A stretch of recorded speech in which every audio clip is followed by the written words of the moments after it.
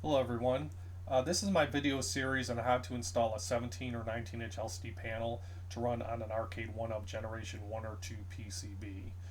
The video is going to show you how to decase a monitor and take that panel and connect it directly up to your Generation 1 or 2 PCB.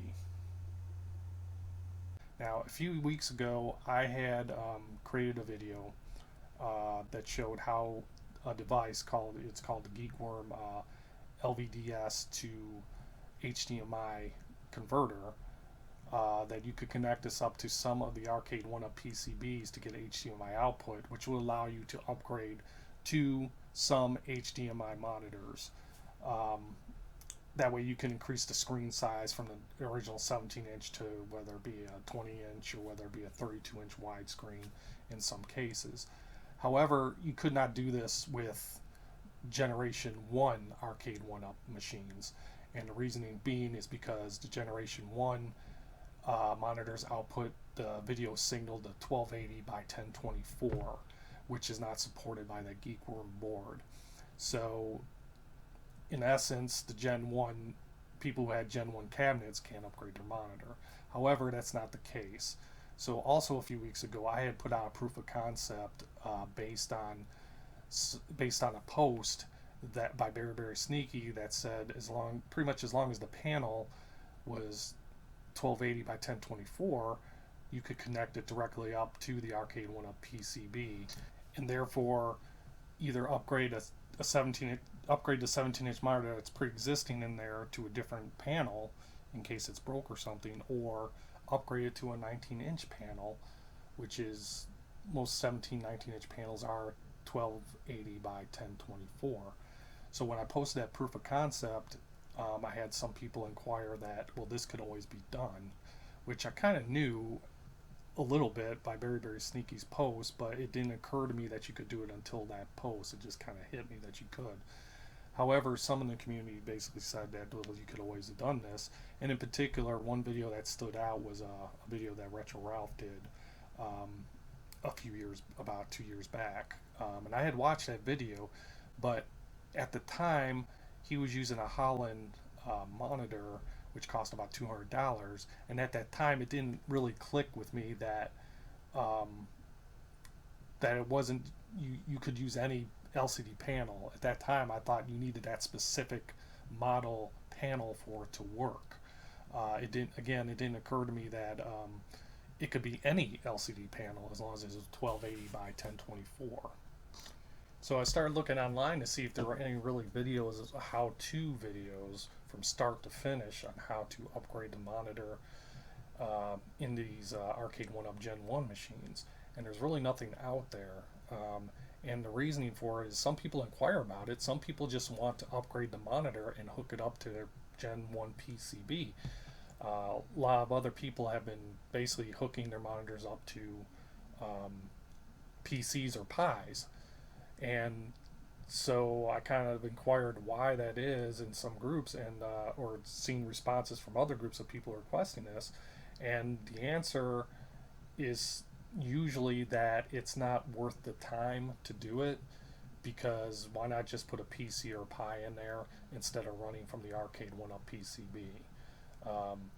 However, I've found there's quite a few people that just want to upgrade.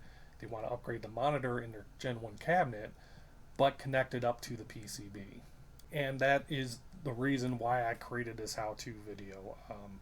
So as you'll see, it's a pretty in-depth video, just basically from start to finish, how to either upgrade from your current 17-inch stock monitor that you have in your Arcade 1UP Gen 1, or you can upgrade it to a 19-inch, and it will show you step by step on how to accomplish that.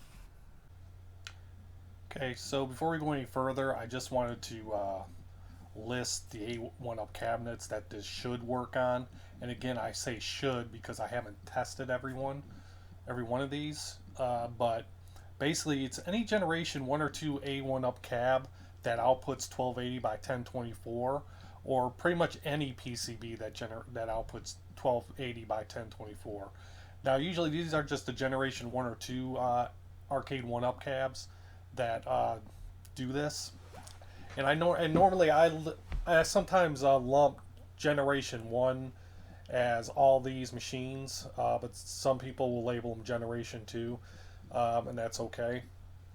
But regardless, these are the machines that I found that output 1280 by 1024, and this should work. So we're looking at Asteroids with the games listed next to it. The same thing with Rampage, Street Fighter 2 Championship Edition, Centipede, Pac-Man, which is the non-Costco one that only has one game, Pac-Man Plus, with it. Because the Costco one uses the newer resolution, which is 1280 by 960. Galaga, Atari 12-in-1, Mortal Kombat 2, non-Costco, and it can be either the 12 or the 40-pin ribbon. Again, the Costco one outputs to a different resolution, and although the 12-pin is 1280 by 1024, and this should work with the 12-pin ribbon as well. The 12-pin ribbon does work with the Geekworm LVDS to HDMI converter. So if you wanted to go to a bigger monitor, you could hook that. You could use it. You could use a different monitor using that board.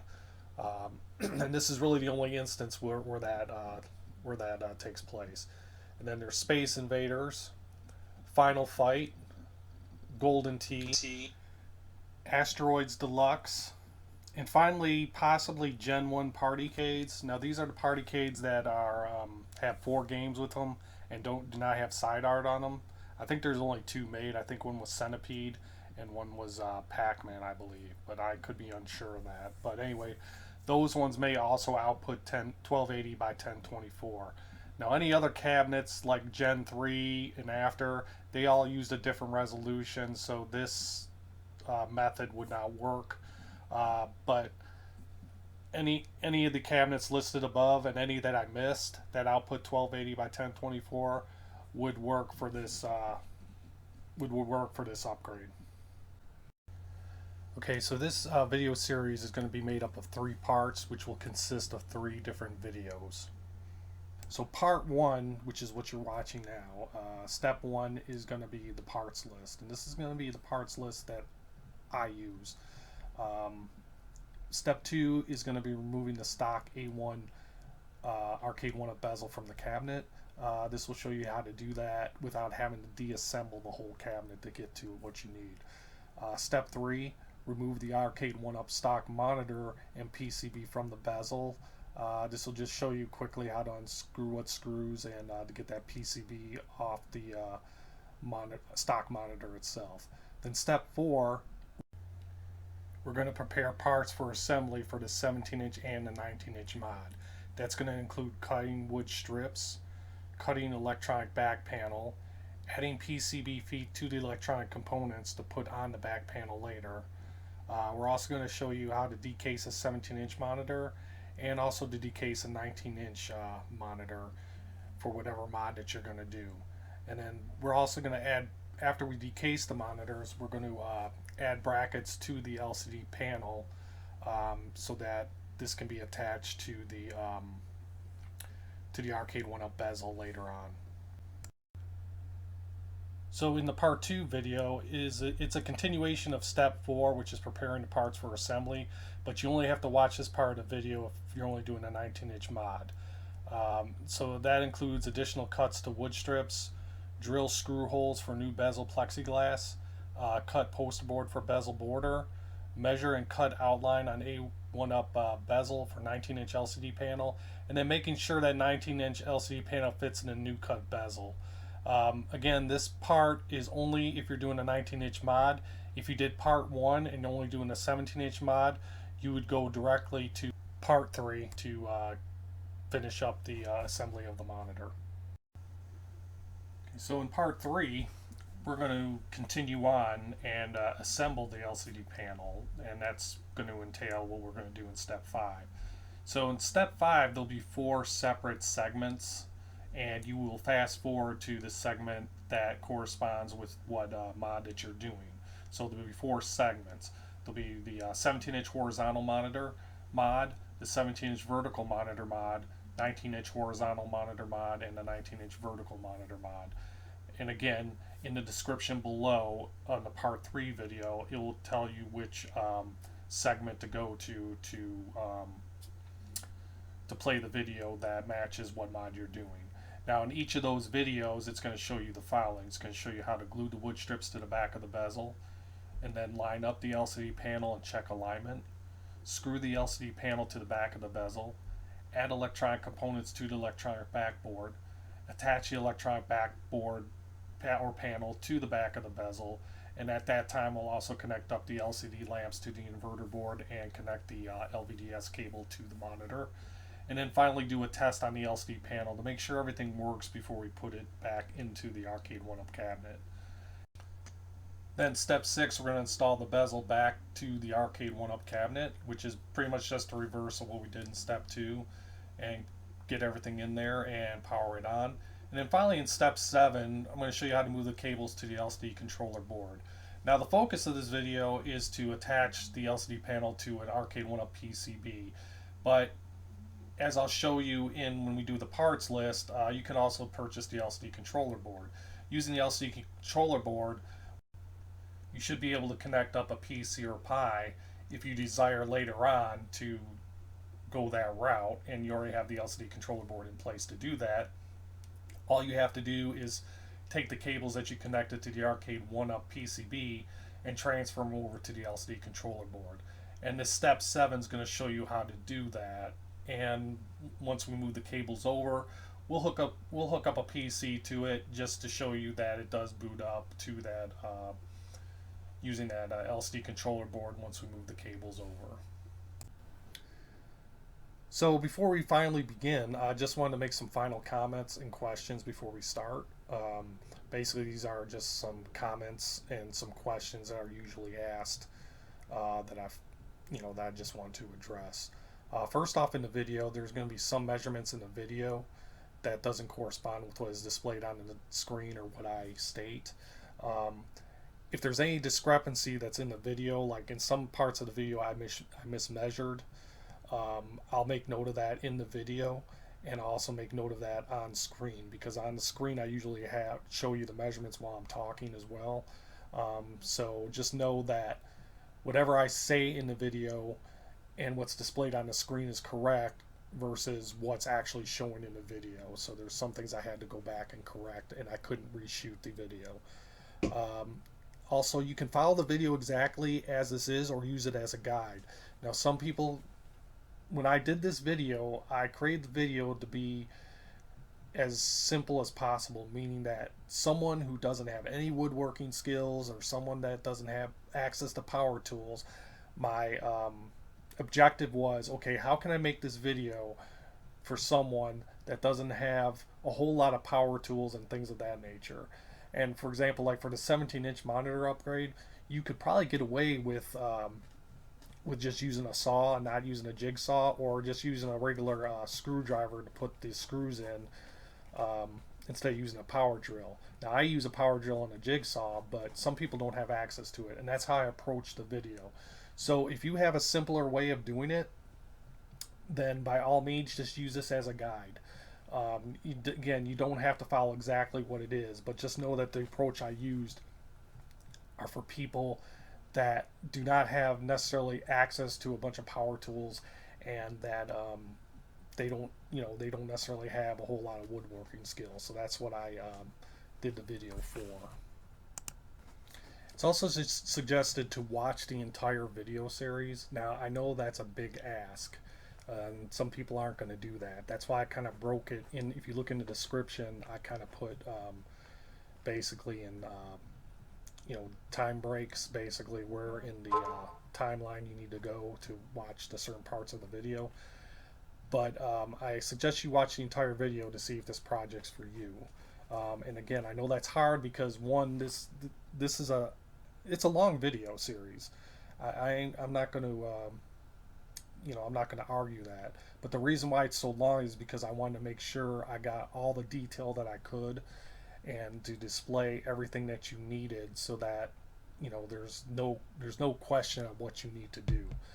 But if you just want, again, if you just want to fast forward to the parts that you want to go to, that's fine. But I suggest you watch the entire video. Now, some other questions that come up: why bother to upgrade to use on an Arcade 1UP PCB? Kind of mentioned this earlier. There's a lot of people that say, why bother hooking this up to an Arcade 1UP PCB? The PCBs usually fail. You only got a few games on it. Just put a Pi or a PC in there. As I mentioned before, some people don't want a PC or Pi. They like their Arcade 1UP PCB and they just want to upgrade the monitor. So that's what this video is for. Also, if you think about it in terms of resale value, for example, if you put a 19-inch monitor in there that's running directly off the PCB, there's no extra cables or power cables you have to plug in, you can probably sell it for a better price if that's what you want to do. But basically it's for people that just want to upgrade the monitor but keep those games. So another question that's going to come up is, why not take the case out of the 17-inch stock monitor and reuse it? So basically, when you take the 17-inch monitor out, there's a casing on that 17-inch monitor, and there's 4 screws on the side that you can take off, and you can take the panel out and put another panel in, and they'll probably line up to where you can screw it in. So the question is usually asked to me, well, why don't you do it that way instead of the way you did it? The reason being is on a lot of the Gen 1 Arcade 1UPs, there's some screws that just will not come out unless you force them to come out. I mean, I've had it where I don't know why. I don't know if it's like nutted in there or something, but it's just very hard to get out.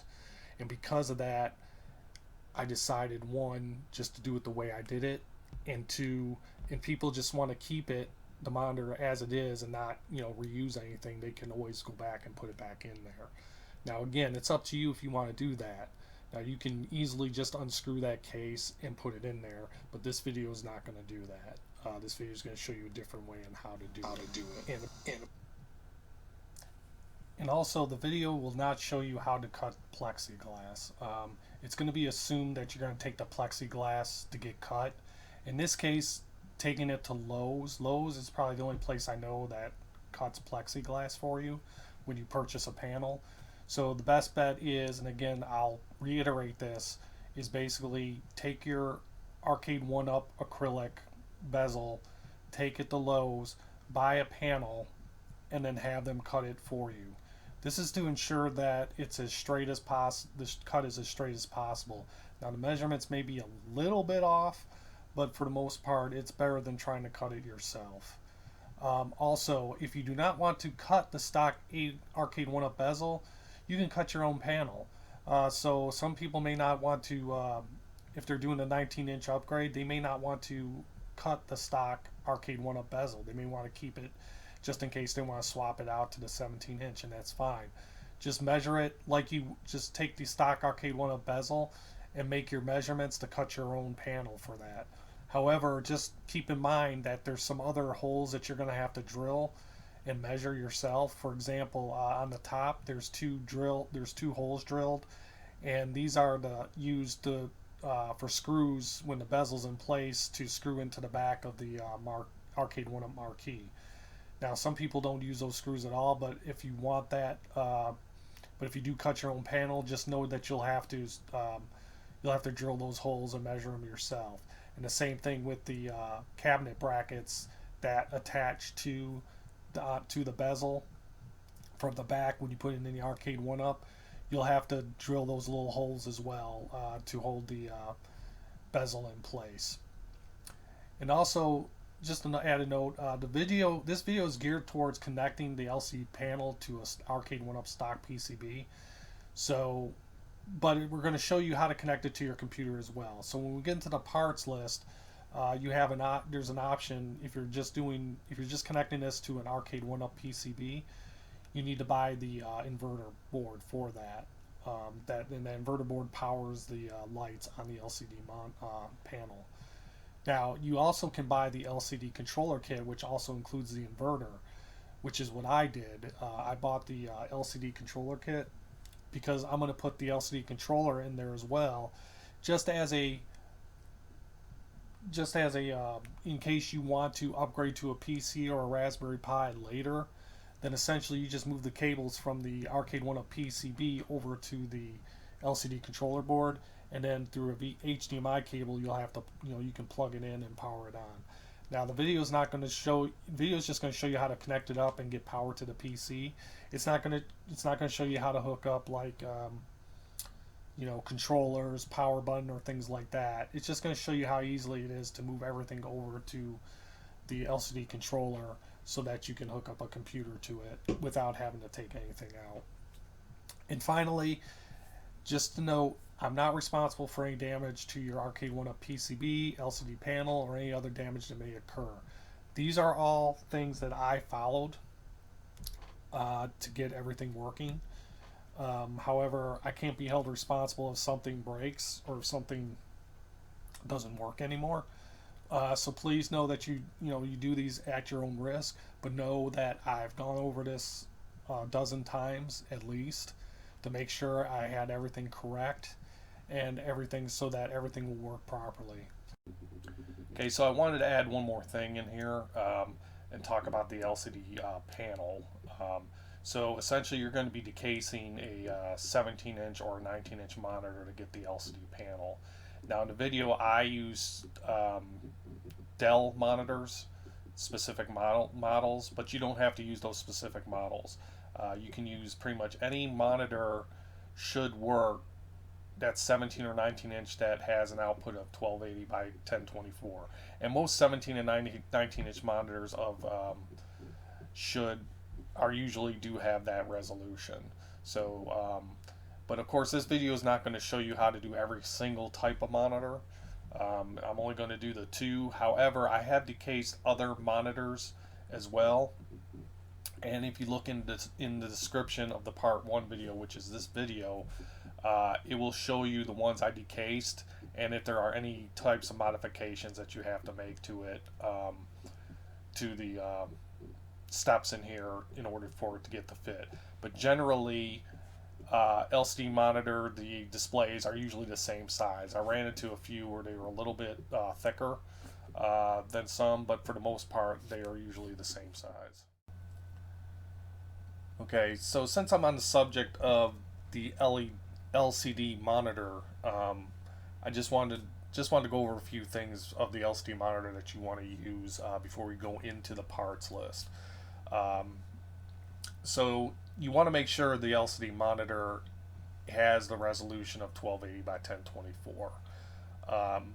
And most monitors that are 17-inch or 19-inch are usually this resolution. There are some exceptions, but for the most part it should be 1280 by 1024. But you need to make sure that the monitor that you use is 1280 by 1024. You'll also want to get a monitor that uses what's called cold cathode fluorescent lamps, or CCFL lamps, and not LED lamps. Now, most current monitors today use LED, and they don't use, I believe, it's CCFL anymore. Now, if you're going to use one that has an LED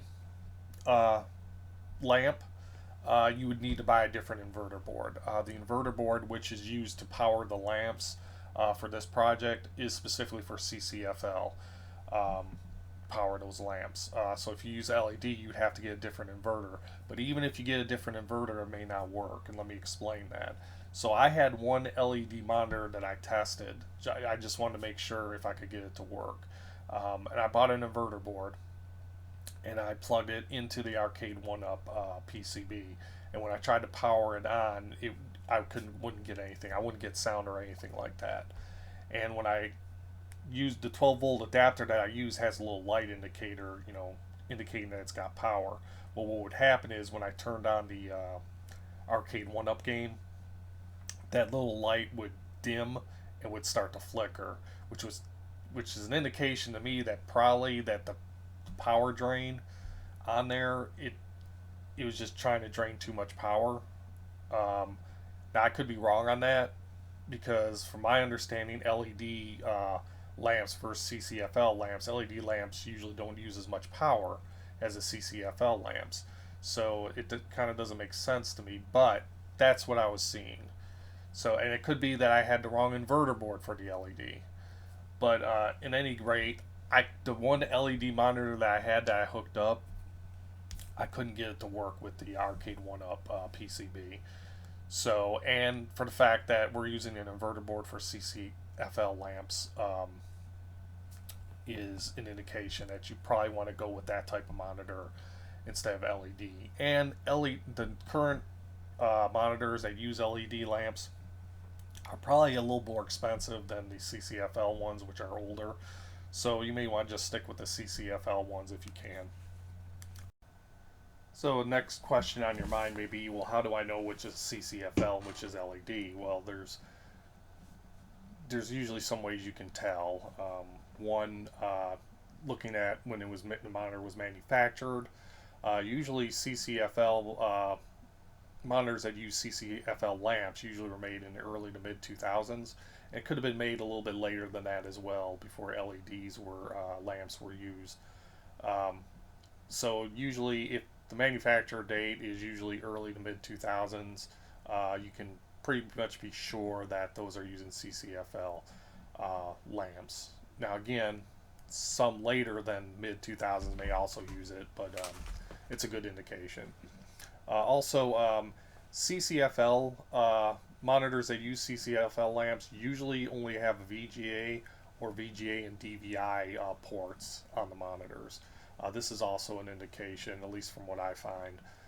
If it only has VGA or DVI or both of those ports, it's usually an indication that it's using CCFL lamps.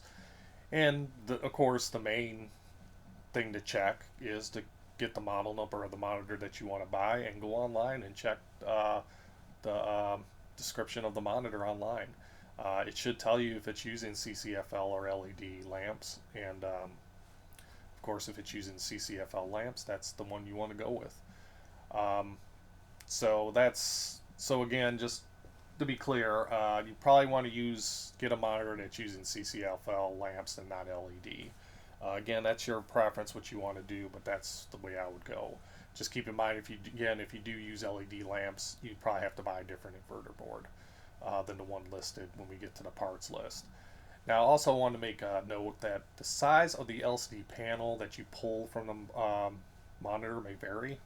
So when you decase these monitors, when you pull the LCD panel out, it may be a different size than the one we're using that I use in the video. So I'm using two different Dell monitors for this video series. One's a 17-inch, one's a 19-inch. Now most panels are the same size, but they may vary a little bit in size, just a little bit, like by like 1/16 of an inch, in some cases 1/8 of an inch. So and this is particularly important for 19-inch monitor mods.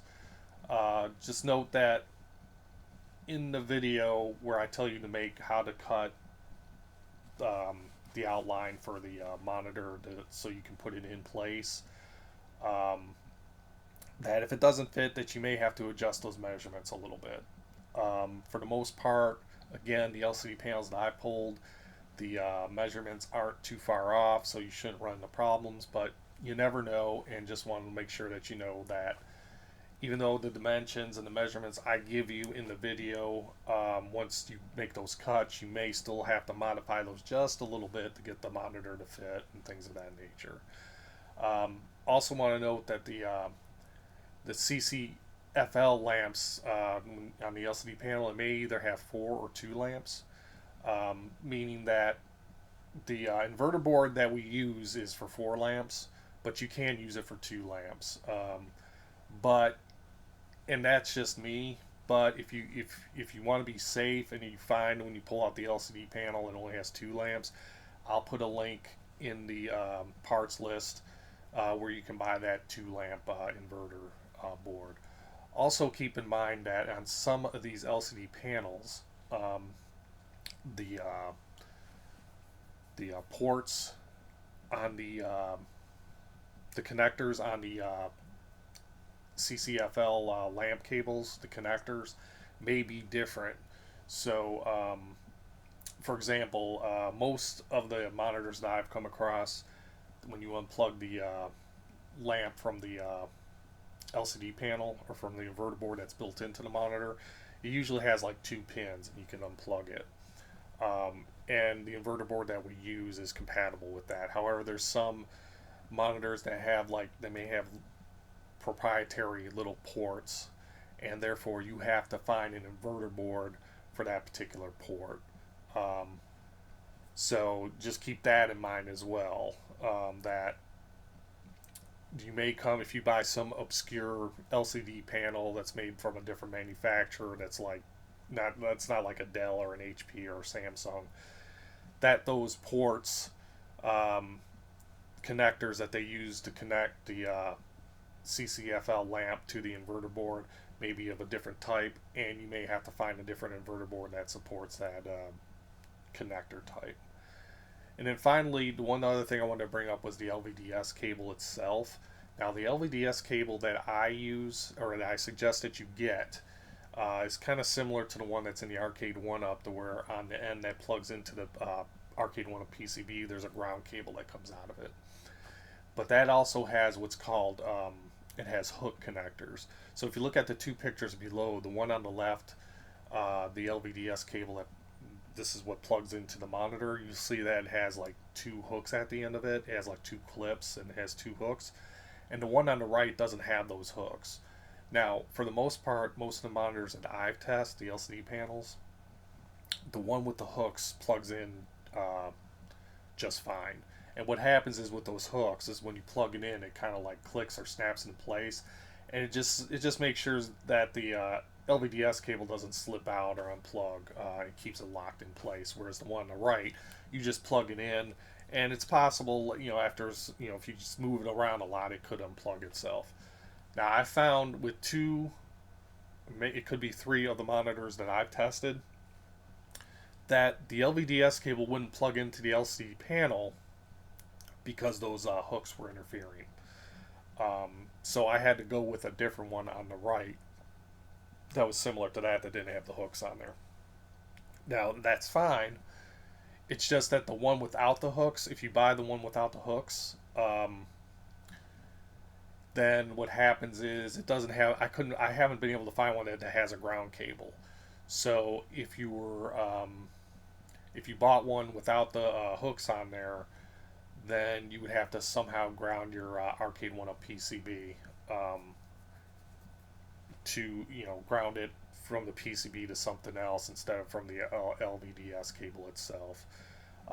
But the another option is, instead of buying another cable that doesn't have hooks, is to clip off the two hooks that are on the end, and they're circled here on this panel, so you can get some clippers or something just to clip those hooks off, and the cable will slip in without any issue. Now again, this is only on some panels that I've run across. The two that I used for the Dells, I don't have a problem, and actually, in all actuality, any Dells that I used, I haven't had an issue. But again, just in case you run into that, just know that if the LVDS cable that I suggest to purchase uses hooks to lock the cable in place, and in some panels those hooks may interfere, and you may have to clip those hooks off. And if you don't want to do that, and you just want to buy another cable that doesn't have the hooks on it, then keep in mind that you somehow have to ground the Arcade 1UP PCB in some way, as the LVDS cable, I haven't been able to find an LVDS cable that doesn't have hooks where it has the ground cable built in the LVDS cable. So with all that said, well, you may ask, what type of monitor do you suggest to get? Well, the two monitors that I've used in this video series are two Dells. And I would recommend, if you can get a Dell monitor to decase and use a Dell monitor. And the reason being is this: one, Dell monitors are pretty much in abundance. I find that there are more Dells out there than anything. When I go to thrift shops and stuff, I find odd little monitors here and there. Like, I'll find like a Samsung, I may find like an IBM, but for the most part they are Dell monitors, and particularly Dell monitors that have the silver back on them. These are usually The ones with the silver backs on them are usually business monitors, and they work very well, and they have good panels on them. So those are the ones I suggest. The reason why I also suggest Dell panel monitors to use is because they're easier to decase. Um, as you'll see in the video when I show you to decase these things, all you're really doing is um, you're taking off the front bezel off the monitor, unscrewing 4 screws, and then in most cases everything there is to unplug, and then you're taking off the electronic chassis off there, which is held by 4 screws on the side. You don't have to mess with anything else, and that's pretty much it. So they're just a little easier to decase, in my opinion. Again, you can use any monitor that you want to. I suggest you just use Dell's if you can find them. But again, as long as it's a monitor that's 1280 by 1024 and it's using CCFL lamps, um, then you should be able to use those monitors. Can't guarantee it, but for the most part, they should work. Okay, so this is a spreadsheet that I um, wrote up of the monitors that I tested. And you can download this spreadsheet or the PDF in the description below. I put a link of where this is. But essentially it just shows you a few things that I've come across. The first two that are in green are the ones that are used in this video series. And as you can see, it has the monitor manufacturer, model, the size, the panel that I pulled, the panel model, lamp type, number of lamps used, LVDS cable if it's hooked or no hooked, the LCD panel size, and then some special notes if needed. So as you can see here, all these panels either have 4 lamps. There's only one that only had 2 lamps, and it shows some of the LVDS cable used if it's using a hook or the no hook. And usually if it says no hook, that usually indicates that you have to that the ones with the hooks on there isn't going to plug in correctly. And as you can see in the sizes, the length, width, and the height, some of those may vary just a little bit. So again, you may have to, the dimensions there in the video series, you may have to cut it just a little bit to get it to fit, particularly for the 19-inch monitors. But this just gives you a general idea of the types of displays, monitors that you can use, and the LCD panels that you'll pull out. And again, you'll notice that most of the number here are Dells. And again, the Dells are the ones that I recommend you getting if you can. Just for the fact that they're in abundance, and they work, and to me they work the best, and they're usually about the same size, so they will work with this project. Again, other monitors will work. As you can see, I have some Samsungs, I have some off-the-wall ones like Norwood Micro and Mag Innovation, and also I have a compact and an IBM in there, and they're generally the same as well, and they'll work just fine. But for the project, I would stick with the Dells. If you can find them, and you should be able to find those because those are the ones I usually find in thrift shops most of the time, and they're in abundance and they work well with this particular project. So with that being said, now that I've discussed the LCD panels, we can go and talk about what you're going to need as far as the part list goes and get this project started.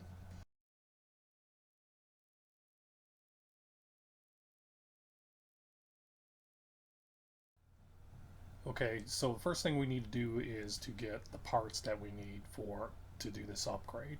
Now, in this video, I show the list of parts. If you look in the description, there'll be a link that you can go to. That'll have not only the part list, but where to go to get the parts.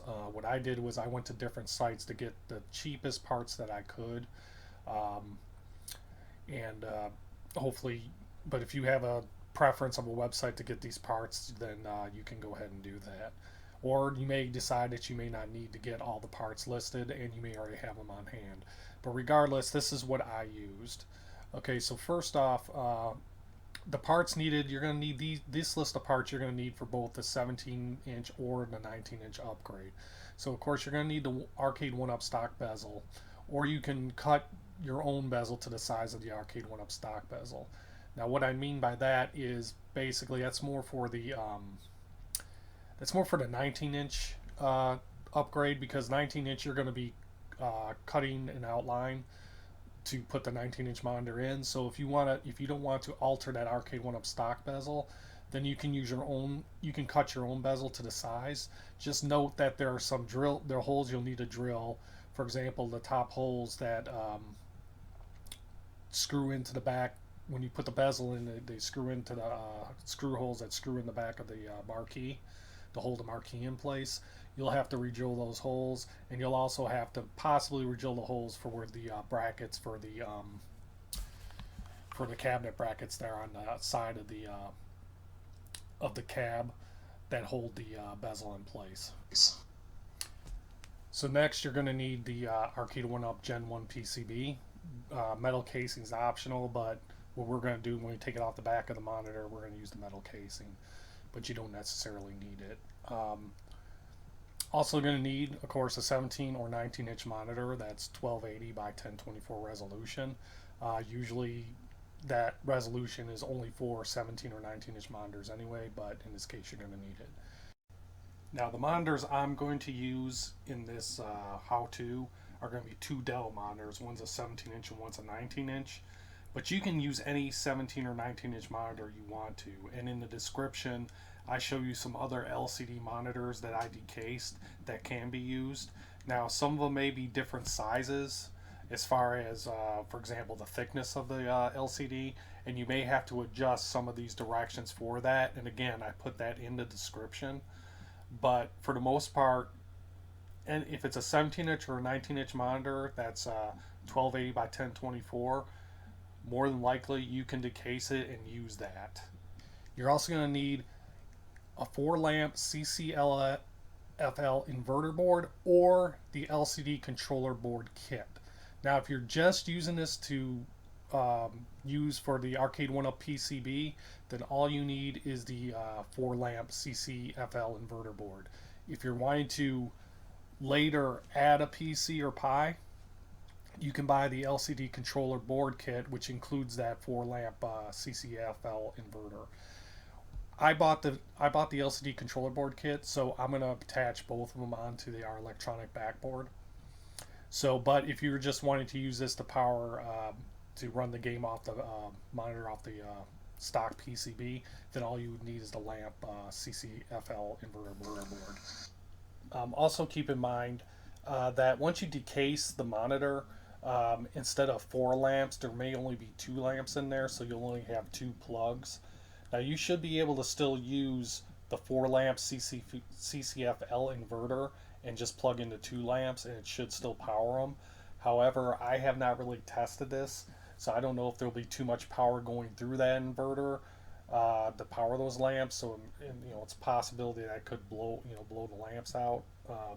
So also in the parts list, I put a link in for a 2-lamp CCLFL inverter.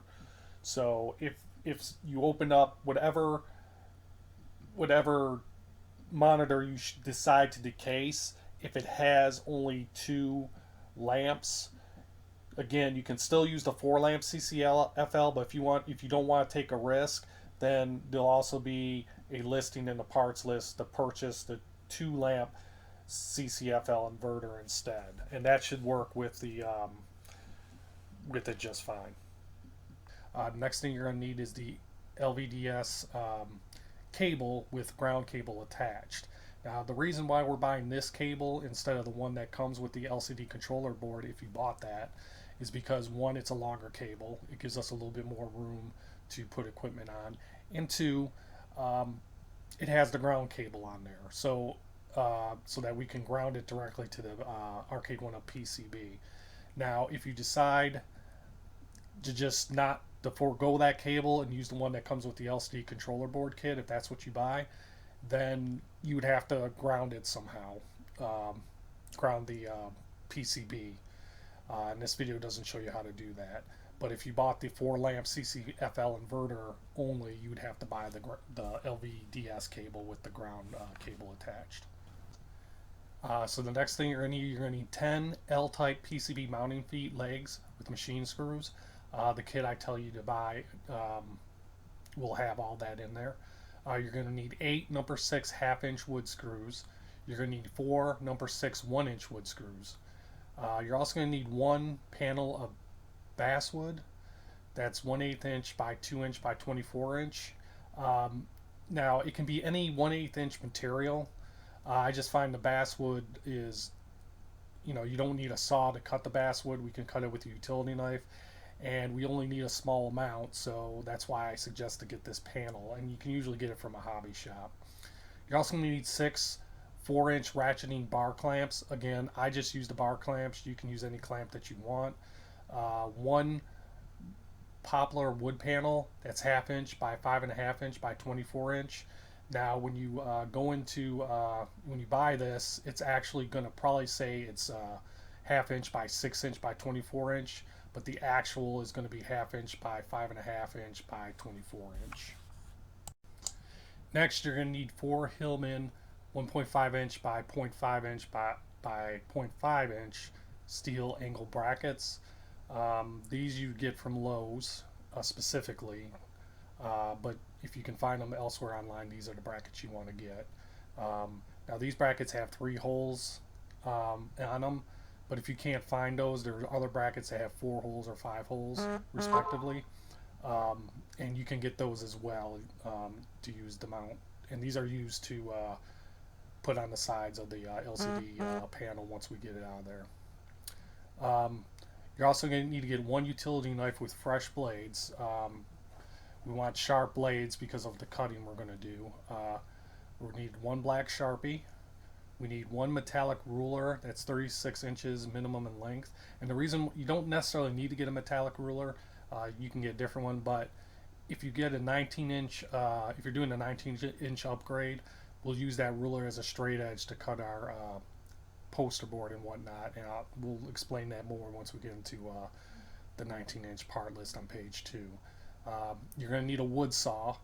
Jigsaw is preferred, but for the 17-inch upgrade, you can get away with just using a wood saw. You're also going to need a power drill with 1/8 inch bit drill bit.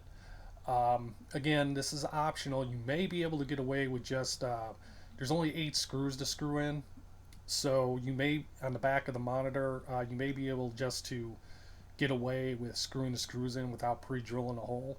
So it's up to you if you want to use a power drill if you're just doing a 17-inch upgrade. And if you find that you do need to get a power drill, then you need the power drill with a 1/8 inch drill bit. You're also going to need a precision screwdriver set. This is going to be used, the smaller screwdriver is going to be used to decase the monitor. You're going to need 1 Phillips head screwdriver and 1 flathead screwdriver. But in this case, you may just want to get a set of screwdrivers, regular screwdrivers altogether. You're also going to need some wood glue. You'll need to get a sandpaper block. You'll need to get 1 roll of black friction tape. You'll also need 4 M3 by 5mm flathead machine screws. This is optional as well, but it's probably best to buy them anyway. Now these are the 4 screws that go into the side of the LCD panel that will hold the Hillman brackets in place, and most monitors will already have these on there when you decase them, but in some cases they don't. So it's just best just to buy these screws just in case you need them to put in the side of the monitor, or they're so small they could get lost as well, so it's just helpful to have some on hand. You'll also need a rag to clean up wood glue, if it gets a little messy. You'll also need a mask and safety glasses. Now, we're not doing a whole lot of cutting in this, but it's just best to, practice safety. So just have those on hand. And then finally, we're going to need a pair of needle nose pliers. This is more for cleaning up some of the wood glue glops that will come up, but you're definitely going to need it for the 19-inch model. Now on page 1, that's all you need for the 17-inch. Now if you're doing a 19-inch upgrade, then you'll need these additional parts for the 19-inch upgrade only. 1, you are going to need a jigsaw because you're going to have to cut the outline on the bezel out to accommodate the 19-inch monitor. So you're going to need a jigsaw with a wood blade. You're also going to need the power drill in this case for the 19-inch upgrade. And you're going to need the 1/8 inch drill bit, 3/8 inch drill bit, and a 7/32 inch drill bit. You're also going to need plexiglass panel to replace the stock arcade 1-up. Now, this video doesn't show you how to cut plexiglass. The best thing to do is to take your stock arcade 1-up bezel, acrylic panel, and take it to Lowe's, and then purchase either a Duraplex or Lexan plexiglass, and then have Lowe's cut it for you. Lowe's will cut this for free for you. You can also buy the plexiglass online, as long as it's either the same size or it's larger than the stock arcade 1-up bezel. You can purchase it online, and then once you get it, you should be able to take it into Lowe's and they'll cut it for you for free. And keep in mind, in order for Lowe's to cut it for free, if you buy it online, you have to buy the plexiglass from Lowe's. You can't just buy the plexiglass from any place and take it to Lowe's. You have to specifically buy the plexiglass from Lowe's, and then once you get it, you can take it to your local Lowe's and they'll cut it for you. If you decide to cut the plexiglass yourself, again, this video doesn't show you how to do that.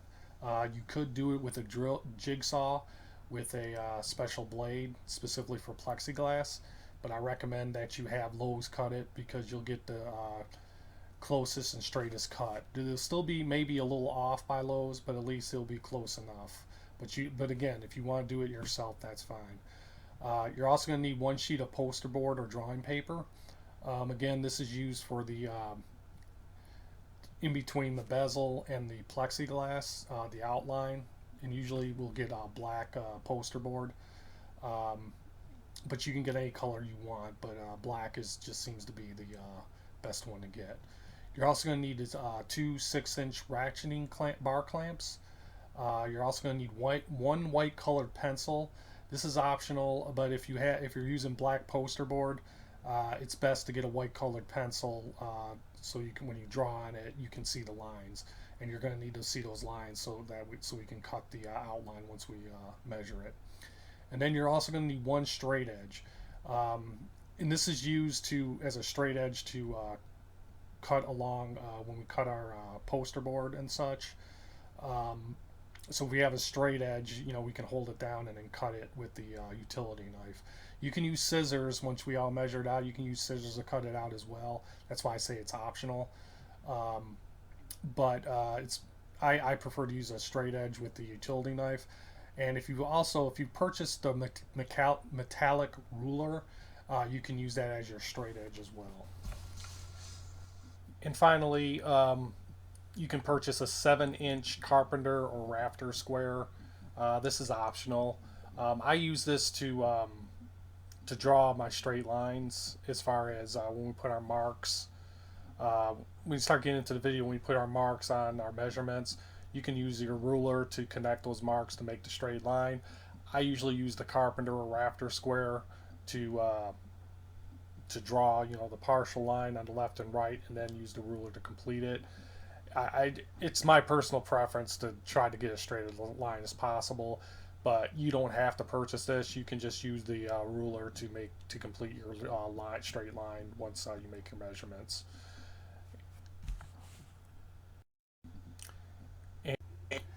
One more thing that I forgot to add to the list before I compiled this video is to get a plastic baggie to hold the screws that we take out of the Arcade 1-Up cab and bezel, as you're going to be reusing these screws. So when you take the screws out, make sure you know which screws go where, because once we disassemble the cabinet, when we put it back together, we're going to use those same screws to put everything back together. Furthermore, the 4 screws that hold the acrylic bezel together, they should be 4 black screws. Keep track of those screws as well, because we'll be reusing those to reattach the bezel on there, or the new plexiglass if it's a 19-inch mod. And with that said, that's it. Again, the whole parts list is in the description below. There's a link for a PDF that shows you where you can buy all this stuff. And with that being said, we can move on to the next step. Okay, so for step 2, we're going to remove the stock Arcade 1-Up bezel from the cabinet. So for this, you're going to need your Phillips head screwdriver, a black Sharpie, and you're going to need your plastic baggie to hold all the screws that we take out of the Arcade 1UP cabinet. Okay, so the first thing we want to take off is the control panel. So if you look on the control panel, you have 4 screws, 2 on the left, 2 on the right, and we're going to unscrew those screws so we can take out the control panel. So you'll need your screwdriver, and we're just going to unscrew these screws. Okay, so we're unscrewing the final screw here, and once you get that final screw out, just set those screws over into a place where you can get to them later, because we'll have to reuse them. So just lift the control panel out, and you'll see the ribbon cable. Just pull that out, and once you do get that pulled out, then we can set the control panel aside, and we'll use that later. Okay, so we'll go back to the back of the panel, and there are 2 screws that hold in the back panel because we're going to take it off. So you want to unscrew those 2 screws, and once we get those unscrewed, the panel should just come off. You may have 4 screws in there as well. You see where the 2 holes are, but in this case I only have 2, so we're just going to unscrew those and then pop the panel off. So there we go, and we pop it off. And so what we're going to do now is we're going to unplug the DC cable, the power cable that's plugged in there. We're just going to unplug that, and then once we unplug it, then we can go on to the next step. So next we're going to take the H panel out, and the H panel is that black top right here that connects into the marquee board. So what we're going to do to get this out as easily as possible without taking the whole thing apart, we're going to completely take the screw out where the marquee is, and we're going to take partially out the screw that it's on the bottom right there. So again, we're just going to take this screw out completely that's on the marquee, and then we're going to loosen this screw just a little bit. We're not going to take it completely out just yet, so we're just going to loosen it a little bit, and then once we do, then we can come over to the H panel and pull it out. By loosening those screws and taking that screw out, we can pull on it a little bit on the panel so that we can pop this out now. So you just pull on it lightly. Don't pull on it real hard, or else you're gonna break your cabinet. But we're just loosening it up so we can get it out of the groove that's in, and so we can pop that out. And may have to wiggle it a little bit to get it out, but make sure you don't break it. But there we go, we got it out, and now we can move on to the next step. Okay, so now we're going to remove these 2 screws that are connecting that are holding the marquee in place. So we're going to get our screwdriver, and we're going to remove those 2 screws. Now some people do not put these screws in, they leave them out, but in our case I have them screwed in, so we got to remove them. So they're just 2 simple screws. Take the first one out and take the second one out, and then set the screws aside, and then we can move on to the next step here. Okay, so now we're going to remove the 8 screws that are holding the bezel on the cabinet brackets. So we've got 8 screws that we're going to take out that are connected to the bezel. So there's 8 of them, 1, 2, 3, 4, and then 5, 6, and then 7, 8. Now one thing I forgot to mention to do before taking the screws out is to draw an outline on the bezel where those brackets are. So what you're going to do is you're going to take a Sharpie and just on the back of the bezel outline, take your Sharpie and just draw an outline around each of those brackets. That will tell us where the brackets are going to be, because when we put the backboard on the back of this, we need to make sure that the board doesn't interfere with those brackets. So making an outline is going to show us where those brackets are, so that if we need to cut wood away to make room for those brackets, we can. So to give you another idea what I'm talking about, when you trace the outline of the cabinet brackets, this is what I'm talking about. When you actually take it out of the cabinet, when we get to this step, you're going to see outlines for, of course, the cabinet brackets. And again, we want to do this so that when we place the backwood with all the electrical components on it, that we don't block any of the cabinet brackets from going back to where they need to. So when we put the backboard on there, we may have to still cut a little wood away so those brackets aren't interfered with.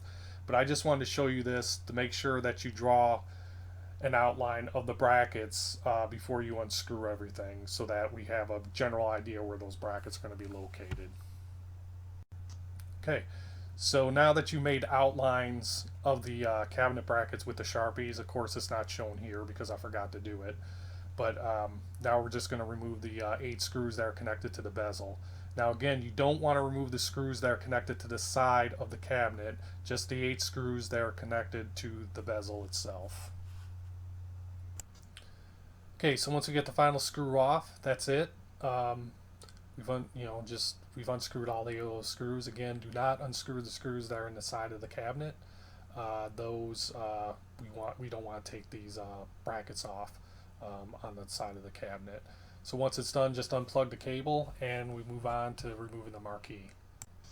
Okay, so now we're ready to remove the marquee. We've already unscrewed the screw on the right side, so now we're going to unscrew this screw on the left side so that we can remove it. So just take your screwdriver, and I apologize for if you can't see me unscrewing the screw, but just unscrew it. And once you get it started, you can probably use your hand to unscrew the rest of it once you get it going. And once it's done, we should be able to pull out that marquee. So again, just use your fingers to pull that screw out once you get it loosened, and then pull on the side of the cabinet a little bit, and then just pop out the panel. Okay, so we're going to take that other screw out that we loosened. We're going to take it out completely. That way we can pull a little bit more on the panel to get that bezel out. So once you take that screw out, just pull on the side of the panel, not too hard not to break it, but you should pull hard enough so you can get out of that groove so you can pull it out. And once it's pulled out, that's it. Then we can take the PCB and the monitor out of the bezel. Okay, so now we're ready to move to step 3, which is remove the Arcade 1UP stock monitor and PCB from the bezel. So what parts you're going to need for this step? You're going to need a Phillips head screwdriver. You're going to need a black Sharpie, and of course you're going to need the Arcade 1UP stock bezel monitor that you just pulled from the Arcade 1UP cabinet. Okay, so the first thing we're going to do is we're going to draw an outline with your Sharpie on the around the bezel where the acrylic is. This is so we know where to place the acrylic after. This is more important for when you're doing a 19-inch monitor upgrade. It'll become important. But again, we're just going to trace an outline around the whole bezel there. So again, we know where to place it afterward. And then once that's done, we're going to take out the 4 screws that hold the acrylic in place. So we're just going to unscrew those 4 screws so we can take it off. Okay, so once we get the final screw out, take your 4 screws and set them aside as you'll use them for later. Whether you're doing a 17-inch or 19-inch upgrade, then you can just take the acrylic bezel off and set it aside for now. For you doing a 17-inch upgrade, we're going to be using that later. Then flip over the monitor to get to the PCB, as we're going to take apart the PCB next. There are 2 screws holding in the PCB, so we're just going to unscrew both of those screws. Okay, so once we get that final screw out, just set the screws aside, as we'll need them for later. Don't lose those screws. And then we're going to flip over the PCB. Now there are three things we're going to take off here. First, we're going to take off the ground wire that's connected to the PCB. It's held in by a screw. So we're going to unscrew that so we can get the ground cable out. Just be careful not to flip it to lose the screw. And then we're going to put the screw back in just so that we don't lose it. So once we get that screwed back in, the next thing we're going to do is unplug the inverter power that's plugged into the PCB, so we can just pull that out very simply. And then the next thing we're going to do is we're going to unplug the LDVS cable from the PCB. Okay, so this is a close-up shot of the LDVS cable plugged into the Arcade 1UP PCB. Note the white dot to the left. That indicates that that's pin 1. This is very important because when we plug in the cable later, you're going to have to know which pin is pin 1. Because if you plug it in wrong, reversed, you could damage your PCB or you could damage your monitor. So just remember when looking at this, see where the white dot is, that when you're looking at the PCB with the LDVS connector on the top like this, that you note that pin 1 is to the left. Okay, so once you noted where pin 1 is, we can unplug that LDVS cable out, and that's it. We've got the PCB out. We're not going to take out the PCB out of the metal case, and we're going to keep that, and we're going to keep the ribbon cable plugged in as well. So just set that aside, and we'll deal with that later.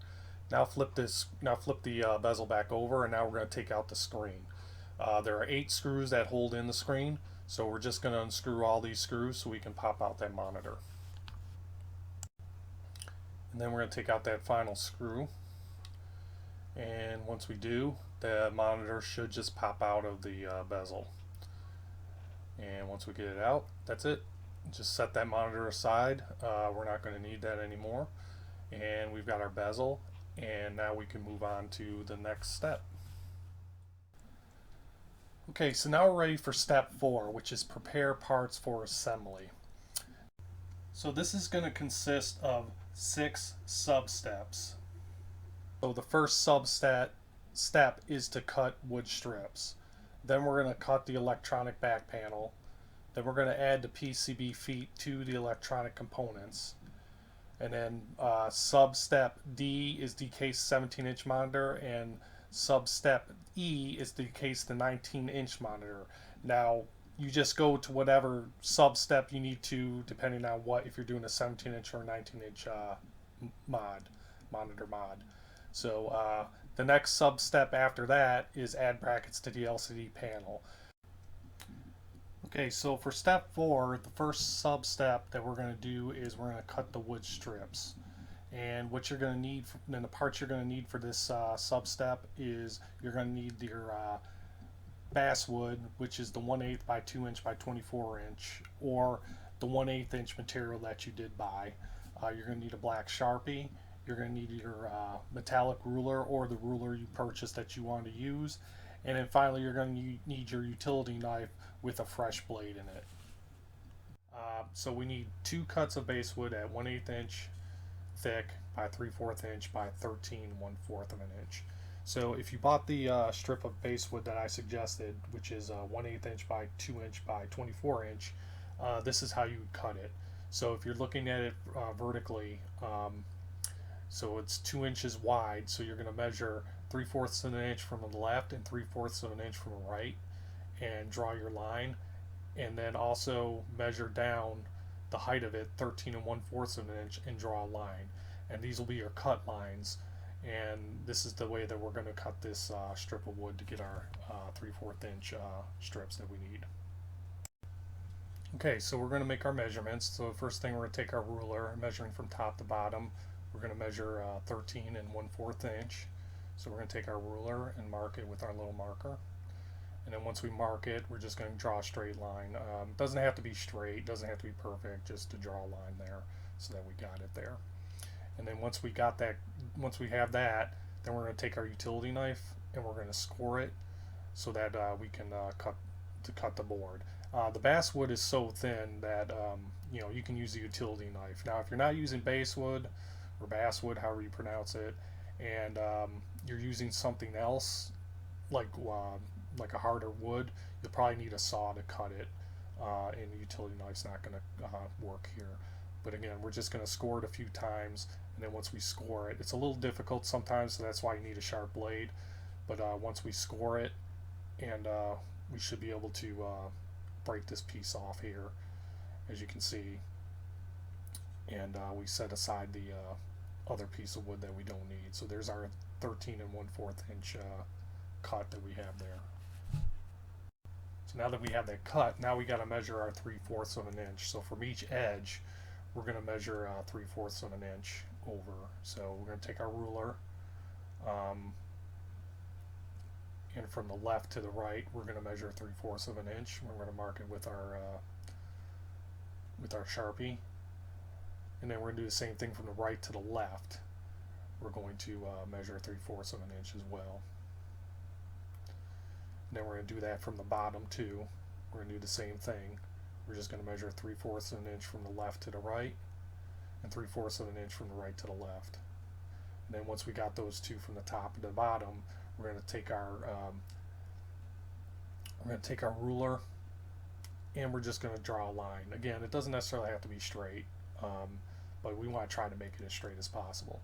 So we're going to draw our line there, and then we're going to draw our line here, and those will be our cut lines. And now that we got those lines drawn, we're going to take our utility knife again, and we're just going to cut. Try to keep it as straight as possible, but if it's not straight, it's fine, because on the left and the right we have a clean cut.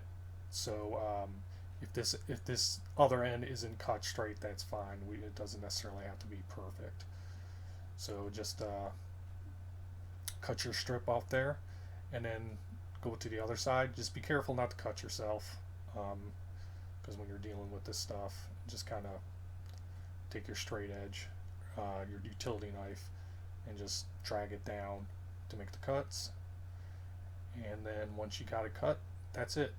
Take off that excess wood, set it aside, and now we got our two strips that we need for the monitor upgrade. Okay, so next we're going to cut the electronic back panel, and this is going to be the panel that's going to hold all the quote electronic equipment, which includes the inverter board, the arcade 1UP PCB, and the LCD controller board, if that's what you want to add on there. We're not going to add that stuff on there yet. We're just going to cut it to size.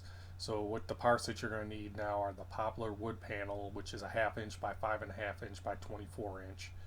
You're going to need a black Sharpie. You're going to need the metallic ruler, and you're going to need a wood saw. Although a jigsaw is preferred, if you don't have a jigsaw, you'll just need a wood saw to cut off the portion that we need. And it's also a good idea to wear a mask and safety glasses whenever you're cutting. Now this is a quick cut, so I mean, it's up to you if you want to wear them. I always put it in there just as a safety precaution, but again, because this is such a small cut, probably don't have to worry about it, but I would go ahead and make it a habit of doing it. Okay, so for the popular wood panel that we're going to cut for the electronic back panel, so you're going to cut it in a way depending on if you're doing the 17-inch modification or the 19-inch modification. So if you bought the panel that I suggested, you should just only have to cut off a certain amount out off the end. However, if you decide to buy your own panel to cut yourself, these are the measurements. So for the 17-inch modification cut, it needs to be 1/2 inch by 5.5 inch by 15.5 inch. So again, if you bought the panel that I suggested, it's already cut the 1/2 inch by 5.5 inch. You just have to cut off the end to make it 15.5 inches. And for the 19-inch modification cut, it's going to be 1/2 inch by 5.5 inch by 17 inch. So again, if you bought the panel that I suggested, it's already cut 1/2 inch by 5.5 inch. You just need to cut it so it's 17 inches in length. So since this is really a simple cut, I'm only going to show you how to cut it for the 19-inch modification. Again, the only difference between the two is for the 19-inch, you're making it 17 inches in length, whereas the 17-inch modification, you're making it 15.5 inches in length. So there's really no difference. So I'm just going to show you how to do the one cut for the 19-inch. Just to just know if you're doing the 17-inch, you'll have to apply the other length. Okay, so here's our wood panel right here. So again, I'm going to measure it for 19-inch, which would for a 19-inch modification, which would be 17 inches. But if you're doing a 17-inch modification, you want to measure this for 15.5 inches. So we're just going to take our ruler and just apply it on there, take our Sharpie, and we're just going to measure 17 inches. And again, if you're doing the 17-inch modification, it'd be 15.5. So I just like to take my rafter or speed square and just draw a straight line. If you don't have that, just take your ruler and draw a line. It doesn't have to be necessarily perfect straight line, just as long as it's straight. So now once you make your measurements, just take the wood panel outside. I'm using a jigsaw to cut this. You can use a regular wood saw. If you're using a wood saw, you may want to hold it in place with your 6-inch clamp. If not, if you're using a jigsaw, you can just hold it with your hand and then just cut across the line to cut off that panel. Now once we cut off this panel, if you're doing a 19-inch modification, we want to keep that extra wood that's cut off there, because we're going to reuse that when we drill holes into the plexi for the 19-inch mod. Okay, so the next sub-step is to add the PCB feed to the electronic equipment. So what parts you're going to need 10 L-type PCB mounting feet or legs with machine screws. If you bought the PC mounting feet legs I suggested, it should have all that in the box. You're going to need a Phillips head screwdriver. You're going to need your 4 lamp CC FL inverter board. You're going to need your Arcade1UP PCB with the ribbon cable. The metal case around that PCB is optional, but in my case I'm going to use the metal case. And then finally, you're going to need your LCD controller board, which is optional. Now I'm adding the LCD controller board because, again, you just add this if at some point in time you decide, hey, I want to add a PC or a Pi to this. Having the LCD controller board on there already, you just have to move the cables from the Arcade1UP PCB to the LCD controller board. You don't have to do this, but in my case, I'm going to go ahead and add that board to the back of the electronic backboard. So these are the components that we're going to put on the back of the electronic backboard. So we have 3 components here. The one on the left is the inverter board. That is the 4 lamp CCFL inverter board that we're going to put on the back of there. Then in the middle, that is the Arcade1UP PCB with the metal case. Now you don't need the metal case, but I'm going to put the metal case on there and leave it on there. And then finally to the right, we have the LCD controller board with the with its control panel. Now, if you're just using it for the Arcade1UP PCB, all you need is the inverter that's on to the left. I bought the LCD controller kit, and I'm going to actually put that on there as well, because essentially if I want to go to a PC or a Pi later, I can just move the cables from the Arcade1UP PCB and move them over to the LCD controller board, and then be able to use that monitor with a PC or a Pi. So that's why I do that. That's why I'm going to add that on there. Now these are the PCB feet that we're going to use. You should have got a box of them where you ordered them, and there should be 40 of them. I'm just going to put them in the box here. Now you'll notice that the legs have a screw in it. So basically you're going to unscrew that screw, and on the components that have the holes on them, that's where you're going to screw them in. Now you'll also see that there's individual machine screws in there as well that look like this. Now that goes into the hole there, so that when we attach this to the back panel, the wood back panel, that would screw into the back panel to hold it in place. But for right now, we're not gonna use the machine screws right now. We're just gonna apply the PCB feet to the components. So we're gonna need 10 of those, and then you might as well just take 10 of the machine screws out as well, because we'll go ahead and set those aside and use for later. Okay, so now that we got our machine screws and our feet, we're going to set the machine screws aside. We're going to use that in a later step later on when we actually assemble the LCD control panel, or the LCD panel, to the bezel. But for right now, just take your legs and we're going to attach them to the components. So just unscrew the screw from the leg, line it up with the hole, and then screw it in place. Now what I'm going to do here, and I'll show you in a minute what I'm going to do, is basically I put the screw in here in the hole and kind of hold my finger on it, and then just take the leg and kind of screw the leg on it a little bit, and then I'll use the screwdriver to finish screwing it down to the electronic component board that I'm using. And as you can see, I'm just going to do that now. And you're going to do that for the rest of them. So you're going to put the other leg on the inverter. You're going to put 2 legs on the A1UP PCB. You're going to put 4 legs on the LCD controller board. And then you're going to put 2 legs on the control panel for the LCD controller board. So as I put in the final screw into the LCD controller board control panel, as you can see, I put 2 legs, again 2 legs on the inverter, 2 legs on the A1UP PCB, 4 legs on the LCD controller board, and 4 legs on the LCD controller board control panel. And that's all we're going to do for right now. Again, we've got our we set aside our 10 machine screws that we'll use to screw these down into the electronic board later. But for right now, we just want to prep the electronic components with the legs. And with that done, we can move on to the next step. Okay, for the next sub-step, we're going to decase the 17-inch monitor.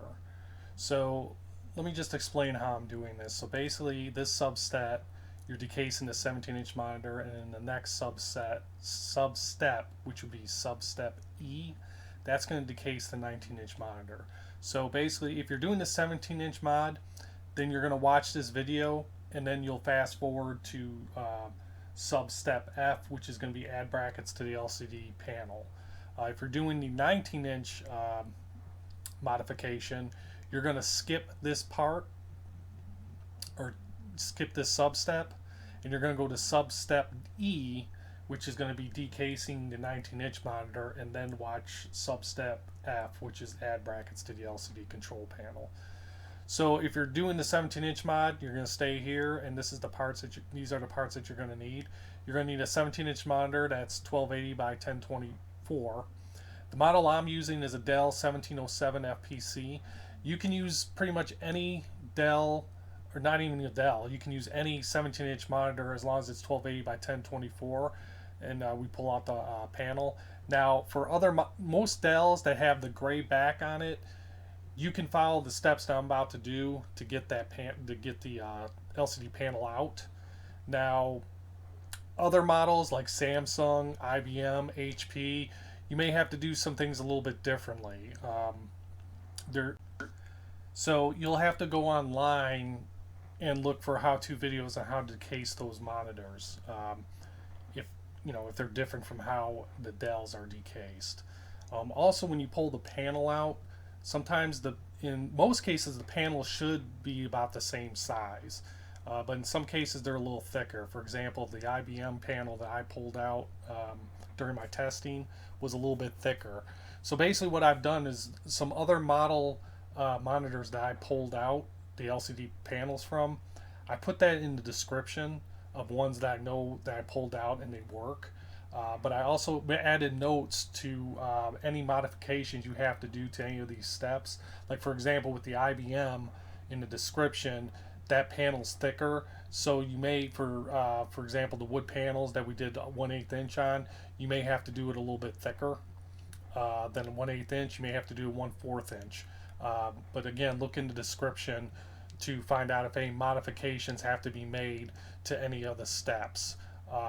But regardless of that, you'll have to, again, if it's not a Dell, more than likely you'll have to go online to find out how to decase that monitor. Other than that, what you're going to need is a Phillips head screwdriver. You're going to need a flathead screwdriver. You're going to need a set of the precision screwdrivers that I suggest you get, and basically we're going to need a small flathead screwdriver from that set to help decase this monitor. And once you got all those parts ready, we can go ahead and decase this Dell monitor. Okay, so we're ready to decase the 17-inch monitor. In this case, we're using a Dell 1707 FPC monitor. Um, but really, this technique will work pretty much with any Dell that has a gray background. It has a gray casing on the back. You see that this is damaged, but for my purposes, it's going to just show you how to do it. The monitor does work. Of course, you wouldn't use this to put in there because it's damaged on the front, but it does work, and it will suit our purposes for this video. So the first thing we want to do is we want to make sure that it does actually work. So we want to power it on. And make sure on the Dell you'll see the Dell logo. So as long as you see the Dell logo pop up, we're good. In this case, it does. So now we're just ready to go ahead and try to decase this. So we have to pop off the front of the bezel on the Dell. So what I usually use is a small flat head screwdriver, like a precision screwdriver. And essentially what we're doing is we need to take the front bezel off. So on the start on the sides here, and you'll see that there's a you'll see how there's a crevice there, and we're going to stick our screwdriver in there, and we're going to try to get underneath it just to start to pop it off. And you just have to try to get in there and pop it off. We don't need to pop off the whole thing. We just need to get it started, because once we get it popped off and started, we'll put a bigger screwdriver in there to start popping off the front of the bezel. But what you're trying to do is trying to get it underneath there, and just kind of pull down on the screwdriver, just so we can again just pop off a little bit, so we can get a bigger screwdriver in there to start popping this panel off. And this screwdriver may be a little bit too small for you. If you got a little bit of a bigger one, you can. It does take some time to get it started, but once we do get it started, it'll go easier from there. And as you can see, I've got it popped off a little bit here now.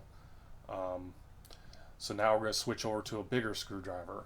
So once I get that in there, I can kind of slide it in and then turn it, and it starts popping off. So you just keep going around the sides and doing the same thing. Just kind of get it in there and just kind of pop it off.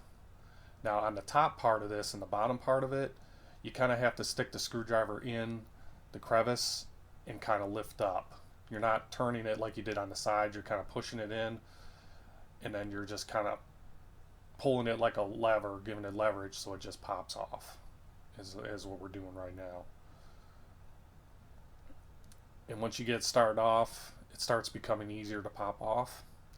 Now when you get to the bottom, when you get to the this part here where the power button and everything is, be careful. Once you pop this off, it's just not going to come off. There's a the control panel that's on the front of that monitor is held together by a thin like cable that connects to the back of the monitor, so it's not just going to pull off. So you just have to be really careful because that ribbon cable is very you can break it, and it's fine because we're not if you're not ever going to use this anymore, it's fine if it got tore off. But if you ever wanted to use the monitor again, it's probably, just be careful not to damage that. So once we're done getting that front panel off, we can flip this over. Now you can take the panel and not lay it in the panel, or you can. This is the way I chose to do it. So now we're ready to take off these 4 screws right here on the back. So we're just going to unscrew those screws. And once we unscrew the 4 screws, the back panel should pop off. Okay, so just taking the final screw out here. And again, once those 4 screws are out, this back panel should just come off. So you may have to wiggle it a little bit, but there it goes. There's the back panel. And now we have access to the back panel of the monitor. So this is a picture of the back of the monitor. Now to get to the lamp cables and get to the LVDS cable, we need to remove this back panel here. So to do that, the first thing, if you look onto the right, there's a metal plate that houses the USB ports. We're going to take off that metal plate, and then we're going to be able to unplug that from the actual board itself. So that so we can release the metal plate. And then once we get that off, there's 4 screws that are holding down the metal plate. We have to remove those screws. And then we have to remove the nuts that are holding the DVI and the VGA port in. And we'll take a pair of needle nose pliers to loosen those, and then you can unscrew them by hand. And then once all that's done, we should be able to pull down on the plate to release it and lift it off and get access to the lamp cables and the LVDS cable to unplug all that. Alright, so the first thing we want to do is remove this plate that's covering up the side USB ports. So we're just going to unscrew this screw here. And then once we do that, we should be able to take that plate off. It should just pop off by just moving it to the right and then lifting up. And you'll see it exposed. So we're just going to unplug this cable. We don't have to remove the whole USB port. We just have to remove the cable so we can get to the remove the plate. And then once we remove that plate, now we can unscrew the 4 screws on the sides and on the bottom so that we can go ahead and proceed on and to remove the plate. Okay, so now that we got the 4 screws out, we're going to go ahead and take these nuts out. So you're just going to take a pair of needle nose pliers and unscrew it just a little bit. And then once you do, then you should be able to use your fingers to unscrew it out. And I apologize for my hand blocking it, but again, just take a needle nose pliers, attach it to the nut, unscrew it just a little bit, just enough to start unscrewing it, and then you can use your fingers to unscrew it out. And then you're going to repeat this for the VGA nuts, and then for the DVI nuts as well. So once you get those unscrewed, then what we should do is be able to pull that plate down towards us, and then we should be able to take it off to expose the cables and all the electronical equipment. So I'm just demonstrating, just pull it and then lift it up, and there's all the equipment right there. So now we can start disconnecting the lamp cables and the LVDS cable. So this is a zoomed in shot of the LVDS cables. So you have 2 little clips there. You're going to squeeze them together and then just pull the cable out. Sometimes you just have to, it's a little stubborn, but you just don't want to yank it out. You have to push those clips together and kind of pull it out. And that's it. So we just want to pull it out off the panel itself. We don't have to unplug it from the board. And then next you've got these, you've got 4 lamps. And in some cases you have a clip that holds those in place. And normally you have to squeeze on the top to pull it out, but these don't look like they have clips on them, so these look like you can just pull them out. So essentially just be careful what you do, with it, but essentially just be gentle with it and just pull them out. You don't have to, there's no clips on them. You just want to be careful not to pull on that too hard, because it may pull the little the holder, or where it holds the cable in. You can break that off the component board, and then you won't be able to use the monitor again unless you solder that back on or something. So with everything unplugged, we're going to reassemble this. We're going to reassemble everything back on. We're going to do this because we're going to take the whole assembly off there in a minute, and I'll show you what I'm talking about, but we're gonna put this back on. So just make sure the cables are out of the way when you put it back on. And if I put it right side up, I got it upside down, but so just set the panel back down and push up so it goes back in place. And now we're going to replace all the screws and all the nuts on the VGA and DVA part of it, so that everything's back in place. Now for the nuts, for the VGA and DVA, just kind of screw it back in with your fingers, and then once you get it in there, to finish it up, just take your needle nose pliers and go ahead and tighten it up a little bit once we got them all in there, and that should keep them in place. And then once you get the nuts in and secured down, then just screw the screws in the side to secure the panel. Okay, so we're securing the final screw down, and you can go ahead. You don't have to plug back in the USB ports at this point because we're about to take off the whole assembly. So on the side here, you're going to see two screws. There's one up towards the bottom and one towards the top, and it's the same thing on the other side. These four screws are holding that whole assembly onto the LCD panel. So what we're going to do is we're going to unscrew all four of those screws. Do not lose these screws because you're going to reuse them again. But just very simply take the screws out, and then once you do that, we should be able to lift that panel, lift that electronic panel right off.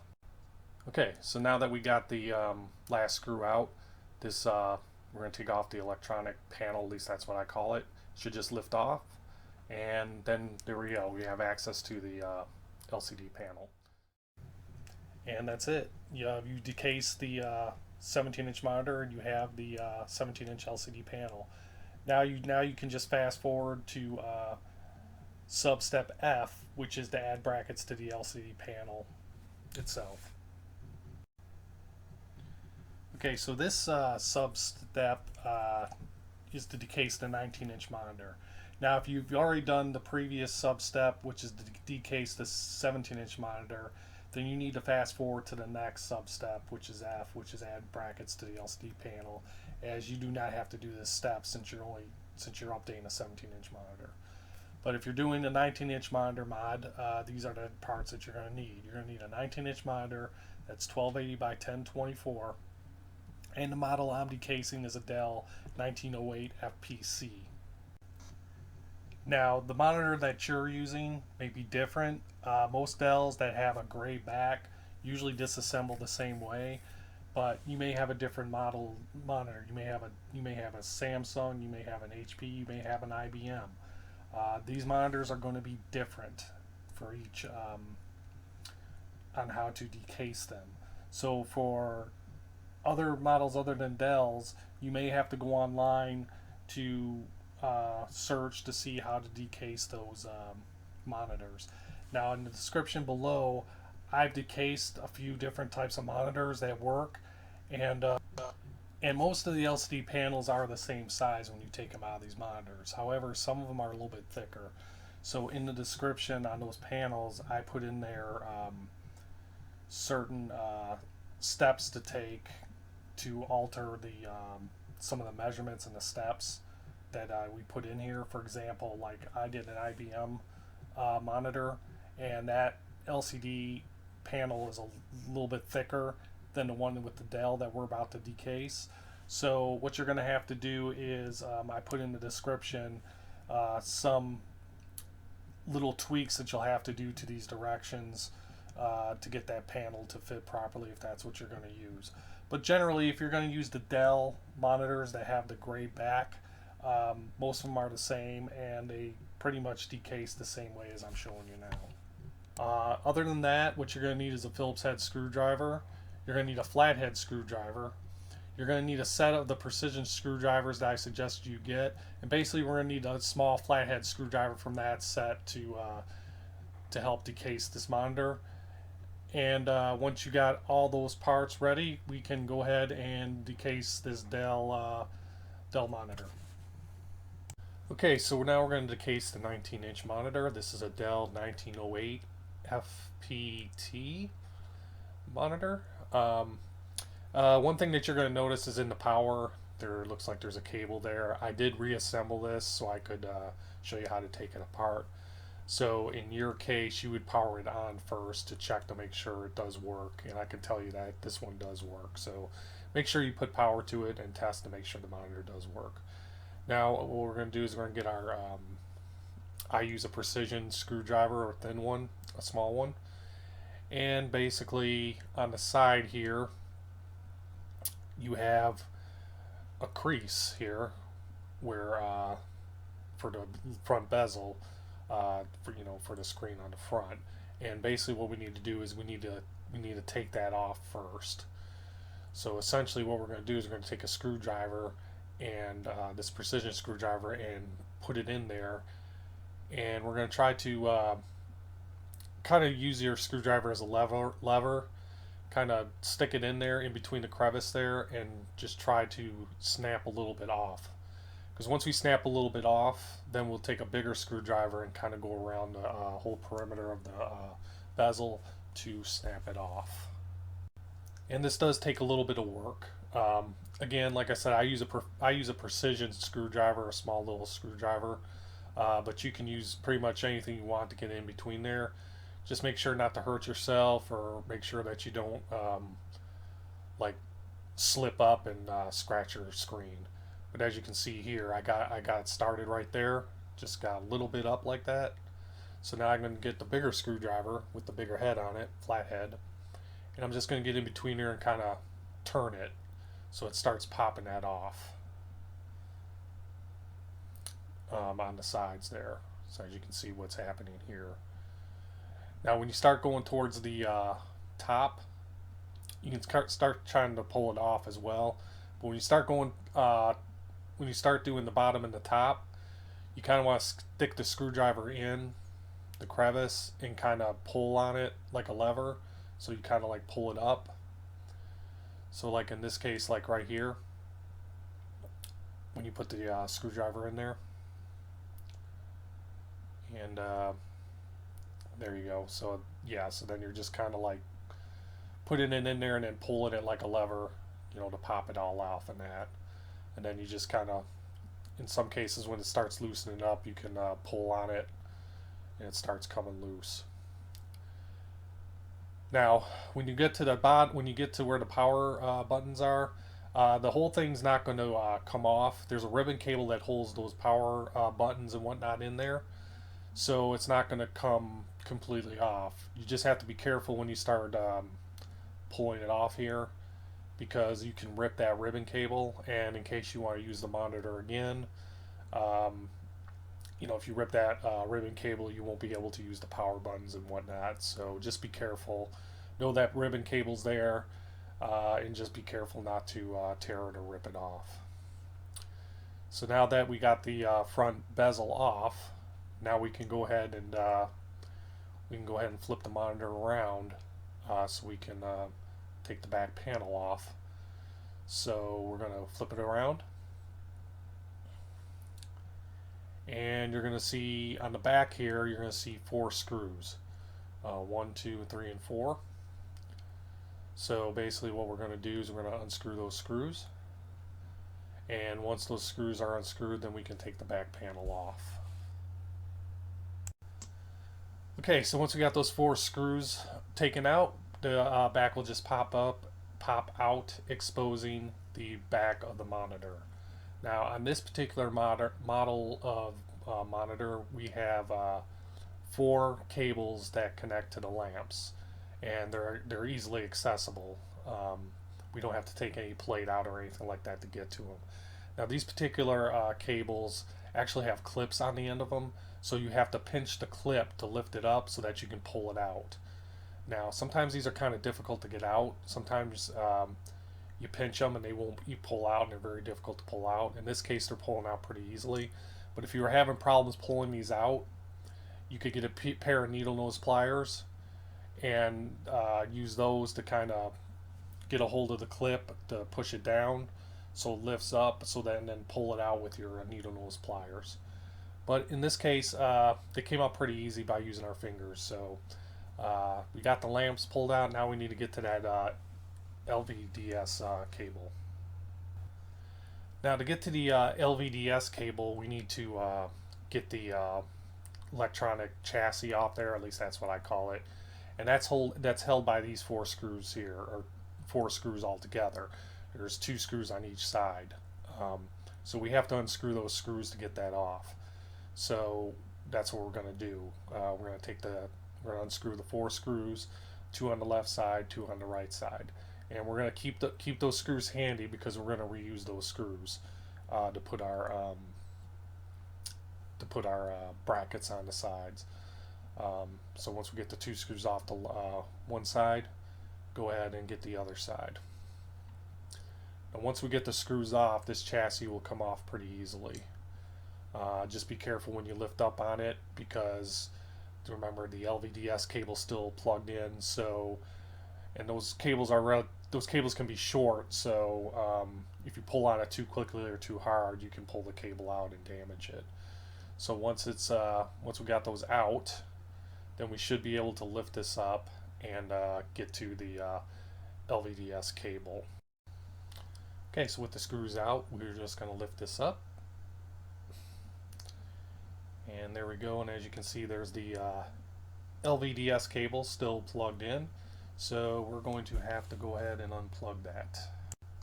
So here's that cable. So we just press the clips in together and just pull it out. And now that it's pulled out, that should be all we have to do. And we can get access to the LCD screen. Okay, with the LVDS cable unplugged, we can now remove that back panel and get rid of this plastic bezel here. Put that all aside, and that gives us access to the LCD panel, and that's it. And the 19-inch monitor is decased. We got access to the LCD panel, and now we can go ahead and put the metal brackets on the side. Okay, so in the next sub-step, which is sub-step F, we're going to add the brackets to the LCD panel. So what you're going to need, of course, is the 17 or the 19-inch LCD panel. And actually in this part of the sub-step, we're going to do both the 17-inch and 19-inch LCD panels, so we can show you kind of what differences you may come across. You're also going to need your Hillman 1.5 inch by 0.5 inch by 0.5 inch steel angled brackets. You're going to need one Phillips head screwdriver, and you're going to need 4 M3 by 5 millimeter flathead machine screws. Now these screws are only needed if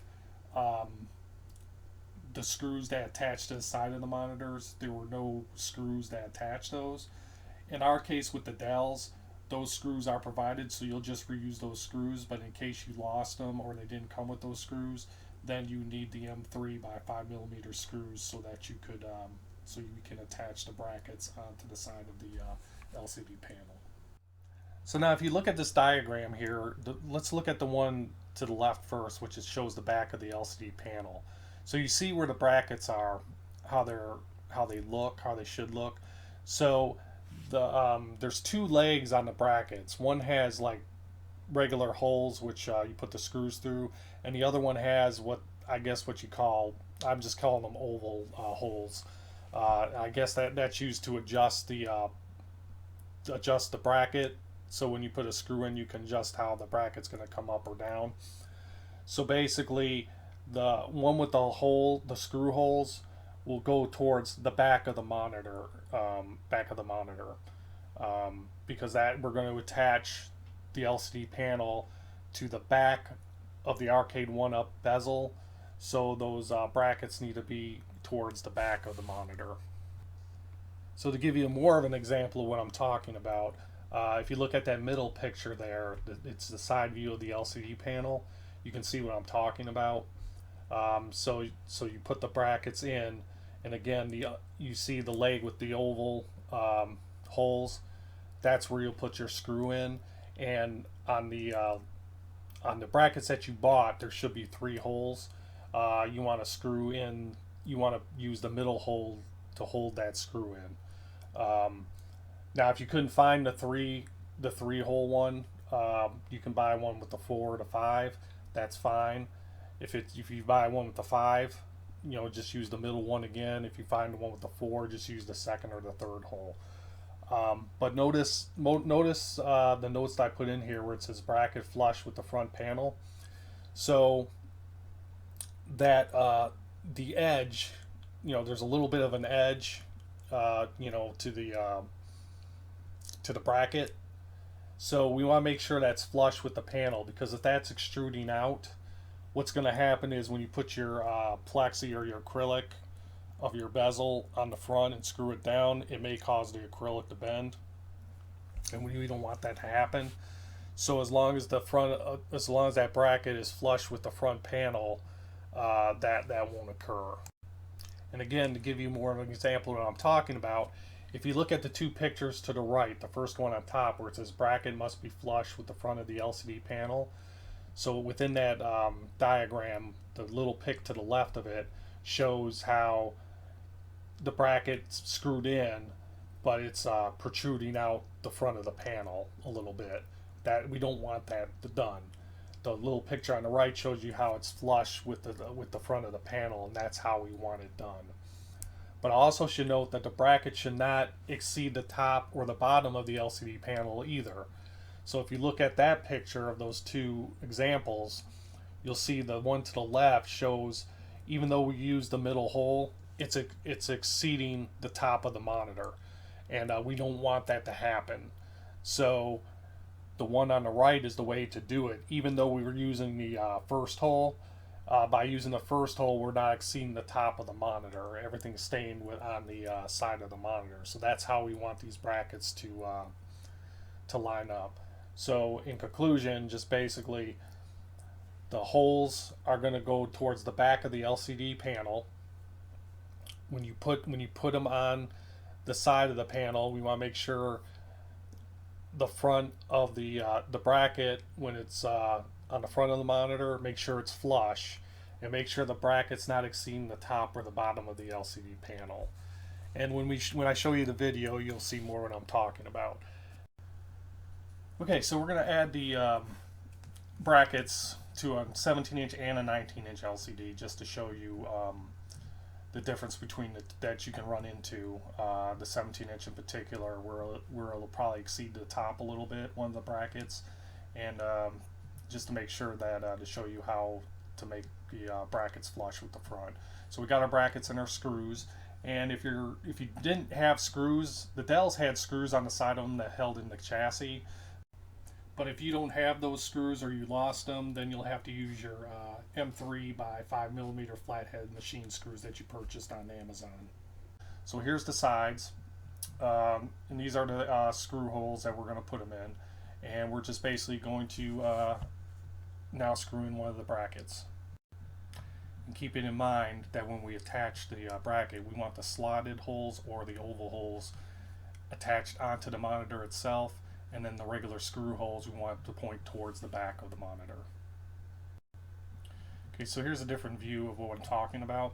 So again, when I say we want it flush with the front of the monitor, you see that edge there? We want to make sure that that's flush with the monitor. We don't want it protruding out like that.